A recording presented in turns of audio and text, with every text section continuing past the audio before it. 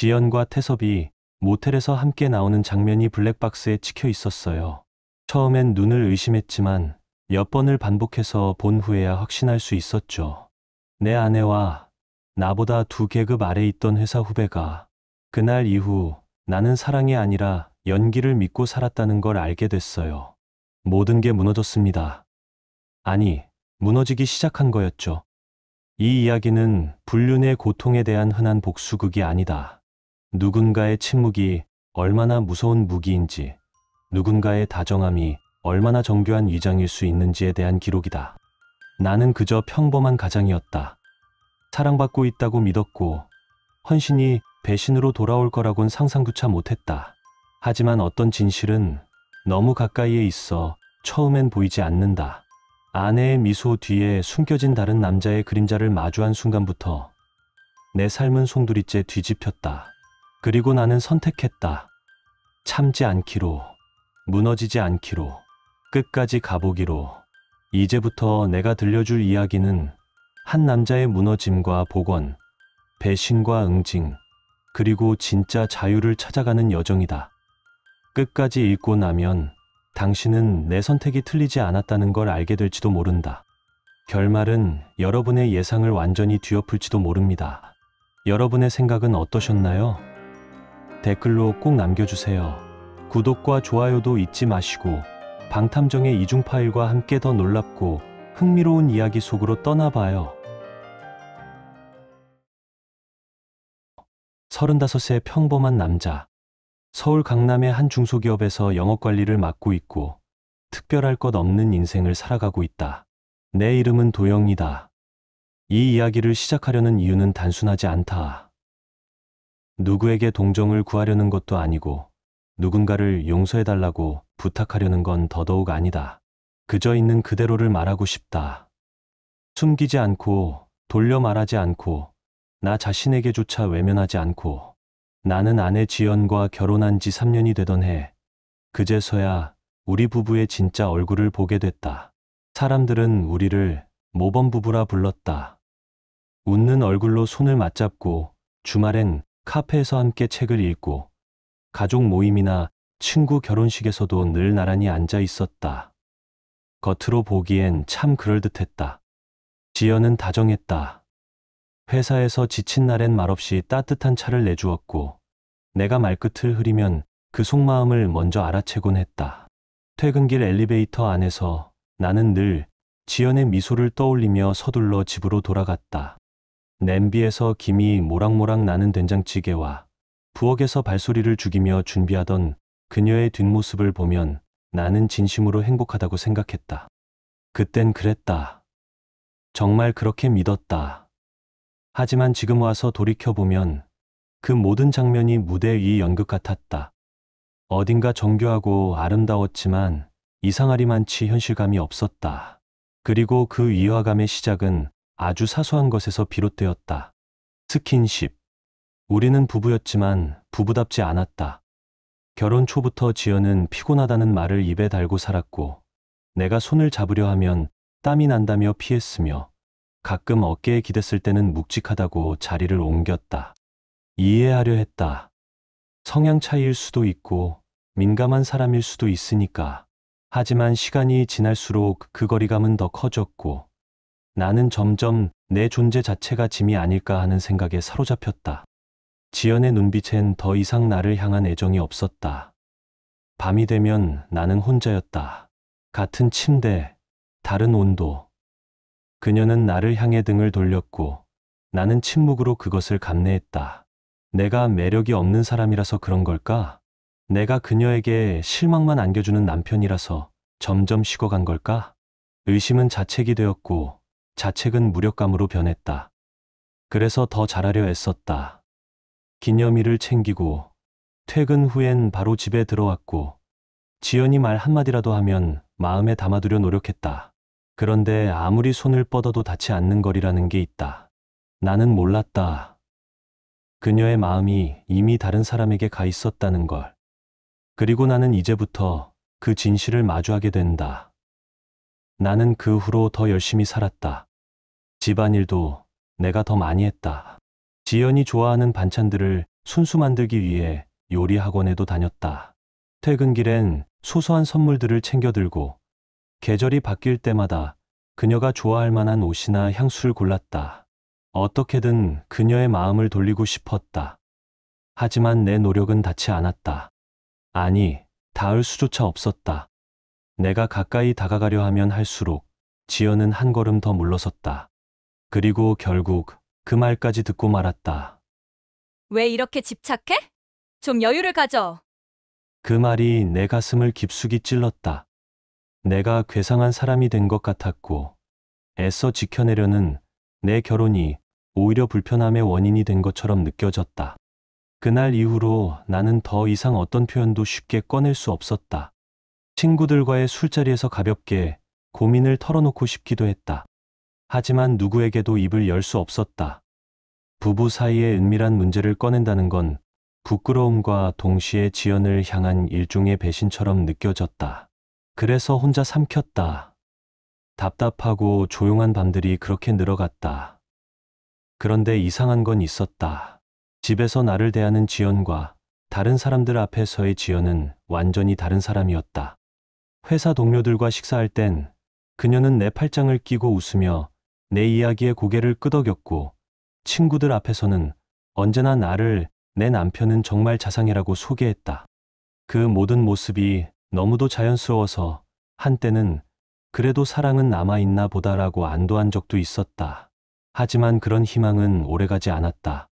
그 모든 친절함과 애정 표현이 마치 잘 훈련된 연기처럼 느껴지기 시작했기 때문이다. 집에서는 차갑게 등을 돌리고 사람들 앞에서는 환하게 웃는 그 모습에 나는 점점 더 혼란스러워졌다. 혹시 내가 모르는 어딘가에서 뭔가 큰 실수를 하고 있는 건 아닐까? 혹시 내가 그녀를 지치게 만들었나? 자책과 의심, 그 사이에서 나는 하루하루 무너지고 있었다.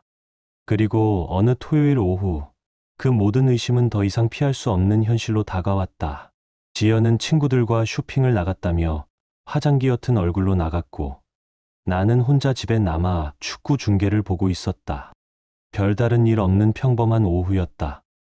목이 말라 부엌에 물을 마시러 갔다가 거실 테이블 위에 놓인 지연의 노트북이 열려 있는 걸 보았다. 보통 같으면 신경 쓰지 않고 지나쳤겠지만 그날은 무언가에 끌리듯 그 자리에 멈췄다. 화면은 잠금되어 있지 않았고 카카오톡 메신저 창이 그대로 떠 있었다. 처음엔 그냥 우연이겠지 했다. 하지만 그 창에 쓰여진 이름, 수민이라는 단어가 내 눈에 들어왔다. 지연의 가장 친한 친구였다. 대수롭지 않게 넘기려던 눈이 도영이라는 내 이름을 본 순간 멈췄다. 스크롤을 천천히 위로 올렸다. 그리고 마주한 문장 하나가 내 머릿속을 하얗게 만들었다. 도영이는 사람이야 참 좋은데 남자로는 진짜 전혀 안 느껴져. 그 문장은 단 하나의 칼날이 되어 나를 찔렀다. 피가 나진 않았지만 심장이 멎을 것 같았다. 나는 멍하니 화면을 바라보며 손끝을 움직였다. 그리고 그 위로 이어진 대화는 내가 상상조차 하지 못한 진실을 품고 있었다. 결혼할 때는 사랑한다고 생각했는데 이제 보니 그냥 편하고 안전한 사람이었던 것 같아. 스킨십 할 때마다 억지로 참고 있어. 그 한 문장이 내 심장을 꾹 짓눌렀다. 화면 속에 담긴 활자들은 아무런 감정도 없이 적혀 있었지만 그 내용은 너무나 생생했다. 너무나 냉정했고 너무나 솔직해서 오히려 더 잔인했다. 정말 힘들어. 남편으로서는 완벽한데 남자로서는 매력이 없어. 이런 말하면 안 되겠지만 가끔 다른 남자들을 보면 설레기도 해. 나는 그 자리에서 숨이 막혔다. 머릿속이 하얘지더니 이내 사방이 무너져 내리는 소리가 귓가에서 울리는 듯했다. 그동안 내가 느꼈던 수많은 의문, 외로움, 거리감이 퍼즐처럼 하나씩 맞춰지기 시작했다. 피해 의식이 아니었다. 내가 이상한 게 아니었다. 지연은 나를 사랑하지 않았다. 아니, 어쩌면 처음부터 그런 감정은 없었는지도 몰랐다. 결혼이라는 이름 아래 나와 함께 살아왔지만 그녀는 그 시간들을 참아낸 것에 가까웠다. 손이 떨렸다. 심장이 빨리 뛰는 게 아니라 무기력하게 두근거렸다. 지금까지 내가 지켜왔던 결혼 생활이 사실은 혼자만의 착각 위에 세워졌다는 사실이 나를 허망하게 만들었다. 나는 남편이 아니라 그냥 편한 사람, 안정적인 사람, 위험하지 않은 존재였던 거다. 아내의 삶에 설렘도 욕망도 주지 못하는 사람, 사랑이 아니라 현실 속의 방패막이었던 나. 더 아래로 대화를 내려보았다. 그녀의 친구 수민의 답장이 눈에 들어왔다. 그래도 도영이만큼 잘해주는 남편 찾기 힘들어. 참고 살아. 연애 감정은 시간이 지나면 사라지는 거니까. 괜찮아. 요즘 좋은 남자들 많잖아. 만나보고 싶은 사람 없어? 아니야. 그래도 도영이가 있는데 어떻게 그런 생각을 해? 무슨 생각인지 알 것 같았다. 수미는 말로는 말렸지만 동시에 그 마음을 부추기고 있었다. 겉으로는 안 된다고 말하면서도 그 말 속에는 어쩌면이라는 여지를 남겨두고 있었다. 나는 노트북을 덮었다. 그 순간 들리는 뚝 하는 소리조차 나를 쪼개는 것 같았다. 소파에 털썩 앉았다. 거실은 조용했고 TV에서는 축구 해설자의 목소리가 멍하니 흘러나왔다. 하지만 나는 아무것도 들리지 않았다. 머릿속이 복잡했다. 화가 났고 동시에 허탈했다. 왜 이제야 알았을까? 왜 나는 이런 말들을 노트북 속 대화창에서 마주해야 했을까? 지연은 나와 함께 사는 동안 사랑하는 척을 했다. 참는다는 걸 사랑이라고 착각하게 만들었다. 그리고 나는 그 착각 안에서 하루하루 자신을 갉아먹으며 살아왔다. 내가 그동안 느껴왔던 모든 불안감이 결국 틀리지 않았다는 사실이 가장 아팠다. 그건 단순한 직감이 아니었다. 무시하려고 애썼고 합리화하려고 했지만 결국 내 마음속 가장 깊은 곳에서 울리던 경고음은 현실이 되어 나를 무너뜨렸다. 그날 밤 지연은 평소처럼 환하게 웃으며 돌아왔다. 나 왔어. 생각보다 쇼핑 오래 했네. 나는 고개를 끄덕이며 평소와 다름없이 인사했다. 응, 수고했어. 표정도, 목소리도, 눈빛도 평소와 다르지 않게 보이려 애썼다. 하지만 속은 그렇지 않았다. 나는 지금 완전히 달라져 있었다. 그녀가 싱크대에서 장바구니를 정리하며 나지막하게 흥얼거리는 소리조차 위선처럼 느껴졌다. 그녀의 미소, 친절한 말투, 내가 좋아하던 그 조용한 다정함 모두가 진심이 아니라 역할이었다. 배역을 맡은 배우처럼 그녀는 아내라는 옷을 입고 그 하루를 또 그렇게 살아내고 있었던 것이다. 그날 이후 나는 지연과의 모든 관계를 다시 생각하기 시작했다. 이 결혼을 계속 유지하는 게 과연 옳은 걸까? 서로를 사랑하지 않으면서도 함께 살아가는 것. 그건 누구를 위한 희생일까? 노트북 속의 그 대화는 단순한 말들이 아니었다. 그건 상처였고 깨달음이었으며 무엇보다도 명확한 경고였다. 내가 더 이상 눈 감고 있어서는 안 된다는 것. 며칠 동안 나는 지연과 거의 말을 섞지 않았다. 그렇다고 싸우거나 냉정하게 군 것도 아니었다. 단지 그 어떤 대화도 더 이상 의미 있게 들리지 않았을 뿐이다. 예전 같으면 오늘 회사 어땠어? 라고 먼저 묻던 그녀의 말에 나는 그냥 괜찮았어 라고만 답했다. 저녁 뭐 먹을까? 라는 일상적인 대화조차 피곤하게 느껴졌다. 지연의 눈빛도 조금씩 바뀌었다. 그녀는 눈치를 챈 것 같았다. 요즘 왜 이렇게 조용해? 무슨 일 있어? 나는 잠시 시선을 피한 뒤 고개를 끄덕였다. 그냥 좀 피곤해서 그래. 나는 그녀를 몰아붙일 수도 있었다. 당장이라도 왜 날 속였어? 라고 따져 물을 수도 있었다. 하지만 그렇게 말하는 순간 내가 그녀의 사생활을 몰래 엿보았다는 걸 스스로 들키게 되는 셈이었다. 그리고 이상하게도 나는 그 불공정한 우위를 유지하고 싶었다. 모른 척하면서 모든 걸 알고 있다는 것.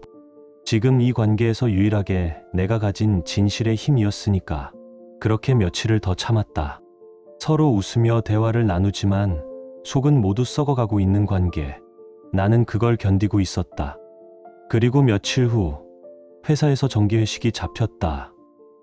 평소 같으면 부담스러워 피했을 자리가 이상하게도 그날은 나에게 꼭 필요한 도피처처럼 느껴졌다. 회사에서는 분기마다 한 번씩 회식이 있다. 보통은 같은 팀 사람들끼리 모이지만 이번엔 타부서 인원들까지 함께 참석하는 조금 더 규모가 큰 자리였다. 오랜만에 보는 얼굴들도 있었고 분위기도 꽤 활기찼다. 그리고 그날 회식 자리엔 김태섭도 있었다. 태섭은 나와 같은 대학을 나왔던 동기였다. 하지만 지금은 나보다 2계급 위인 본부장이었고 내 직속 상사이기도 했다. 능력도 뛰어나고 외모도 괜찮아서 회사 내에서 인기가 많은 인물이었다. 회의 때면 누구보다 논리적이었고 문제 상황에서도 침착함을 잃지 않는 사람이었다. 그런 그가 회식 도중 내 옆으로 와서 술잔을 건넸다. 도영아, 요즘 어때? 그 말은 익숙했다. 늘 그래왔듯 가볍게 안부를 물을 수도 있는 말이었다. 하지만 이어지는 문장이 이상했다. 지연이는 잘 지내지? 동기였기에 서로의 배우자 이름 정도는 알고 있었다. 그래서 그 말도 표면적으로는 자연스러워 보였다. 그런데 왜일까? 그 질문이 그날따라 유난히 꺼림칙하게 들렸다. 네, 잘 지내고 있습니다. 나는 짧게 대답하며 태섭의 얼굴을 바라보았다. 그리고 그 짧은 순간 그의 표정에서 묘한 기색을 읽었다. 살짝 고개를 돌리며 술잔을 기울였지만 뭔가 숨기고 있는 듯한 미묘한 불편함이 느껴졌다. 평소답지 않은 어색함. 그날 회식은 길지 않았다. 나는 일찍 자리를 빠져나왔고 귀가길 지하철 안에서 지연에게 전화를 걸었다. 여보, 나 지금 집에 가고 있어. 아까 태섭이가 안부 묻더라. 지연은 전화를 받자마자 약간 놀란 듯한 기색이었다. 태섭이가? 목소리가 아주 미세하게 떨렸다. 그 반응이 평소와 달랐다. 그냥 동기니까 안부 물어본 거지. 별일 아니야. 나는 대수롭지 않게 넘기려 했지만 그 뒤로 들린 지연의 말은 왠지 모르게 어색했다. 아, 그렇구나. 말끝이 길어졌다. 숨을 들이마시는 소리조차 작게 들릴 정도로 정적이 짧게 흘렀다. 그날 밤 나는 집에 도착한 후 지연의 행동을 조용히 살폈다. 부엌에서 간단한 야식을 준비하며 핸드폰을 자꾸 들여다보던 지연. 문자 알림이 울리자마자 다급하게 확인하고 내가 다가가자 화면을 빠르게 뒤집는 모습. 그녀는 평소보다 훨씬 경계하는 태도를 보였다. 작은 동작 하나하나가 내게 신호처럼 느껴졌다. 그 순간 마음속 깊이 피어오른 의심이 점점 선명해졌다. 혹시 다른 남자와 연락하고 있는 건 아닐까? 설마 그 상대가 태섭은 아니겠지? 하지만 태섭의 이상한 표정, 지연의 불안한 목소리, 갑작스러운 경계심. 이 모든 조각들이 맞춰지지 말아야 할 퍼즐처럼 내 안에서 하나로 이어지기 시작했다. 며칠 후 또 다른 회식이 있었다. 이번에도 여러 부서가 함께하는 자리였고 나는 마음 한켠이 무거운 채로 참석했다. 처음엔 아무 일도 없을 거라 생각했다. 그냥 또 한 번의 회식, 익숙한 얼굴들과 건네는 가벼운 인사. 하지만 그날 나는 지금까지 느꼈던 모든 의심에 불을 지피는 장면을 마주하게 되었다. 화장실에 다녀오는 길, 복도를 지나가다 우연히 마주친 장면. 태섭이 홀로 벽에 기대어 핸드폰을 보고 있었고 그 입가엔 알 수 없는 미소가 스쳐 지나갔다. 그리고 그 몇 초 후 맞은편에서 걸어오던 지연이 핸드폰을 확인하며 같은 미소를 지었다. 두 사람은 서로를 보지 않았고 주변 사람들도 눈치채지 못했지만 나는 그 짧은 순간에 확신했다. 이건 우연이 아니었다. 그 미소는 마치 같은 메시지를 공유한 두 사람만의 암호 같았다. 그 장면이 머릿속에서 떠나지 않았다. 집에 돌아오는 길, 내가 느끼는 감정은 단순한 질투도 불쾌감도 아니었다. 그건 공포였다. 내가 모르는 세계가 내 아주 가까운 곳에서 조용히 자라고 있다는 두려움. 지연은 여전히 평소처럼 굴었다. 아무렇지 않게 저녁을 차리고 날씨 이야기를 꺼냈다. 하지만 나는 그녀의 손끝 하나하나, 눈동자의 떨림까지도 의심하게 됐다. 태섭과 지연 사이에 무언가 있다는 생각은 점점 더 확신으로 바뀌어 갔다. 나는 행동하기로 했다. 확실한 증거 없이는 아무 말도 할 수 없었다. 괜히 덤벼들었다가 내 입장이 더 우습게 될 수 있었기 때문이다.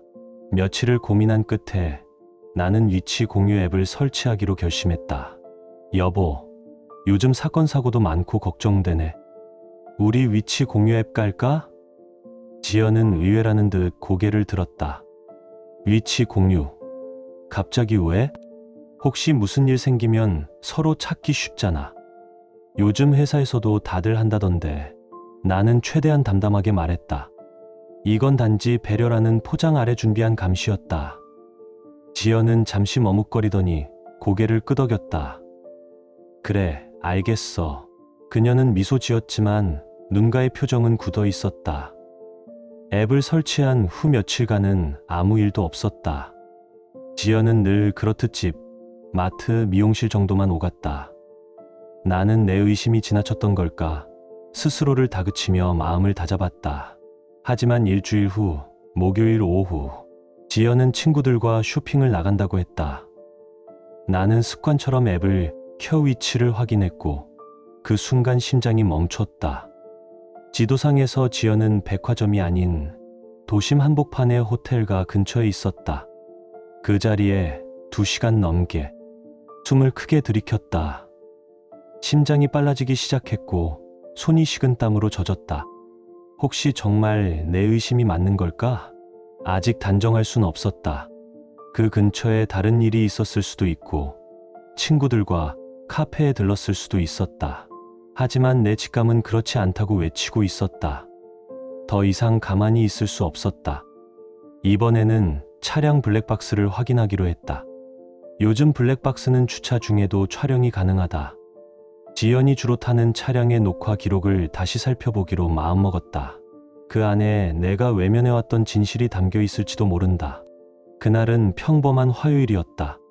지연은 아침부터 기분 좋은 척했지만 나는 그 표정의 얇은 막을 이제 분명히 읽을 수 있었다. 오늘 친구들이랑 점심도 먹고 쇼핑도 좀 하려고. 그녀는 평소처럼 차분한 말투로 외출을 알렸다. 나는 고개를 끄덕였다. 그래, 재미있게 다녀와. 그리고 곧바로 앱을 켰다. 지도 위에서 지연의 위치가 빠르게 움직였고 익숙한 그 장소, 호텔과 거리에 또다시 표시되었다. 그날 나는 일찍 퇴근했다. 집에 도착하자마자 지연이 타고 다니는 차량의 블랙박스를 꺼내어 컴퓨터에 연결했다. 손끝이 떨렸지만 이제는 피할 수 없는 순간이었다. 오후 2시경 영상 속에서 지연이 차량에서 내렸다. 평소보다 조금 화사한 옷차림이었다. 그리고 그 바로 뒤 태섭이 차에서 나왔다. 나는 숨을 멈췄다. 두 사람은 아무 말 없이 자연스럽게 모텔 건물 쪽으로 함께 걸어갔다. 그 장면은 선명했다. 흔들림도 오류도 없었다. 내가 믿고 있던 사람과 내가 알고 있던 사람이 같은 프레임 안에서 무너지고 있었다. 세상이 무너지는 기분이었다. 숨이 턱 막히고 손끝이 싸늘해졌다. 하지만 놀랍게도 나는 소리를 지르지 않았다.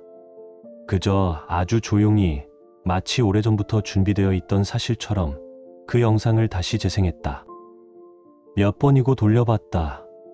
어쩌면 잘못 본 게 아닐까, 다른 사람일 수도 있지 않을까. 하지만 아니었다. 지연이었다. 태섭이었다. 모든 퍼즐이 맞추어졌다.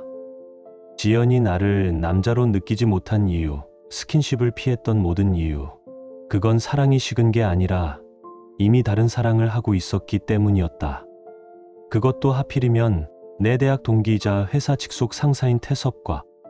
분노, 배신감, 허탈함, 감정들이 한꺼번에 몰려와 가슴을 짓눌렀지만 나는 이성을 놓지 않았다. 이제부터 필요한 건 계획이었다.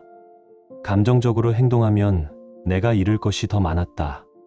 지연이 집에 돌아왔을 때 나는 아무렇지 않은 얼굴로 물었다. 쇼핑 잘했어? 지연은 익숙한 거짓말을 꺼냈다. 응, 뭐 그냥 친구들이랑 수다 좀 떨었지. 별거 없었어. 나는 조용히 웃었다. 그랬구나. 그 순간 내 안에서 복수의 계획이 또렷하게 그려지기 시작했다. 나는 이 결혼을 눈물로 끝낼 생각이 없었다. 지연과 태섭에게 반드시 대가를 치르게 할 거였다. 영상 하나만으로는 부족했다. 나는 며칠간 더 철저하게 증거를 수집하기 시작했다. 지연은 주로 화요일과 목요일 친구들과 약속이 있다며 집을 나섰다. 하지만 위치 추적 앱을 확인해 보면 언제나 같은 모텔 거리였다. 나는 날짜, 시간, 그녀의 핑계까지 모두 정리된 노트에 하나하나 기록했다. 그뿐만이 아니었다. 태섭 역시 그날마다 회사 일정표상 외부 미팅이라며 자리를 비웠지만 실제로는 그런 미팅이 없었다. 나는 회사 인트라넷을 통해 그의 허위 일정도 함께 정리했다. 그들은 단순히 외도한 게 아니었다. 계획적으로, 반복적으로, 치밀하게 나를 기만해온 것이었다. 그리고 나는 그 치밀함보다 더 정밀하게 되갚아줄 준비를 시작했다. 한 달간 증거를 모은 끝에 지연과 태섭이 일주일에 2번씩 같은 모텔에서 만난다는 걸 확인했어요. 블랙박스 영상, 거짓말 기록까지 모두 확보한 뒤 이혼 전문 변호사를 찾았습니다. 증거가 충분합니다. 이혼도 가능하고 상간자 위자료 청구도 유리해요. 그 말에 나는 확신을 얻었고 철저한 타이밍을 기다리기로 했죠. 며칠 뒤 두 사람 모두 바쁜 시기를 틈타 이혼 소송과 위자료 청구 소장을 동시에 제출했습니다. 지연은 집에서, 태섭은 회사에서 각각 소장을 받았고 곧 지연에게서 전화가 왔습니다. 여보, 이게 뭐야? 왜 갑자기?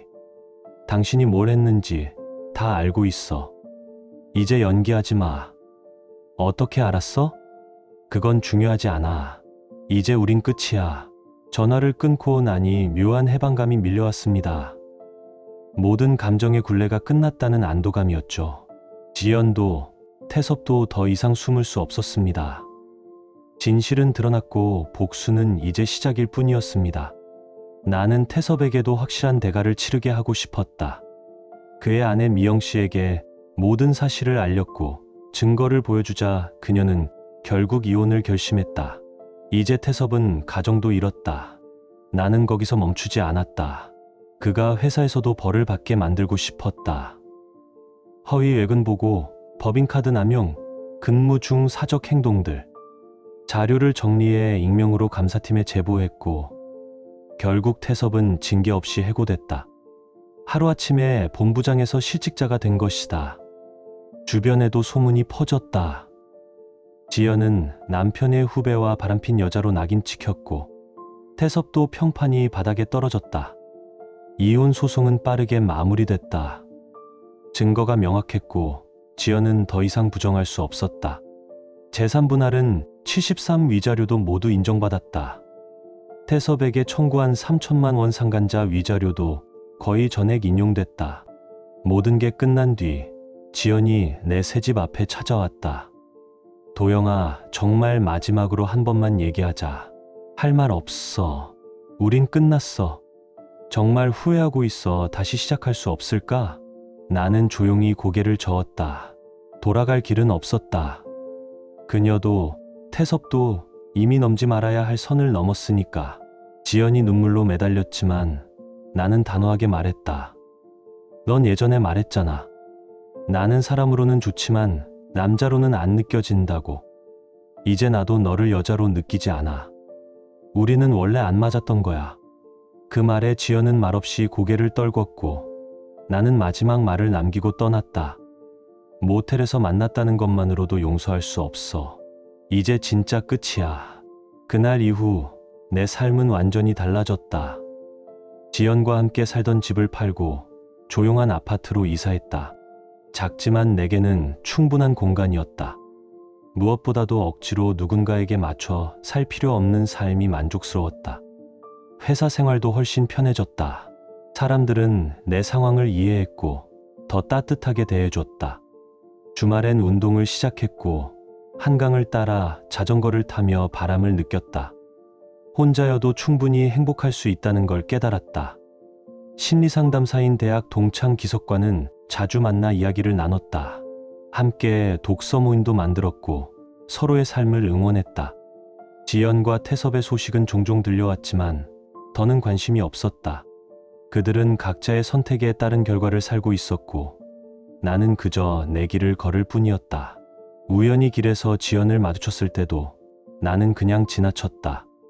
더 이상 원망도 분노도 남아있지 않았다. 그저 아무 감정 없는 무관심뿐이었다. 그 순간 나는 진짜로 자유로워졌다는 걸 느꼈다. 과거를 완전히 정리한 지금 나는 내 인생을 살고 있다. 이제 나는 누구에게도 휘둘리지 않는다.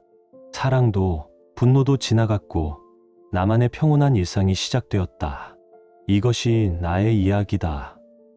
배신의 상처에서 시작된 완전한 회복의 기록. 그리고 지금 나는 내가 원하던 삶을 살고 있다. 끝까지 함께 해주셔서 진심으로 감사합니다.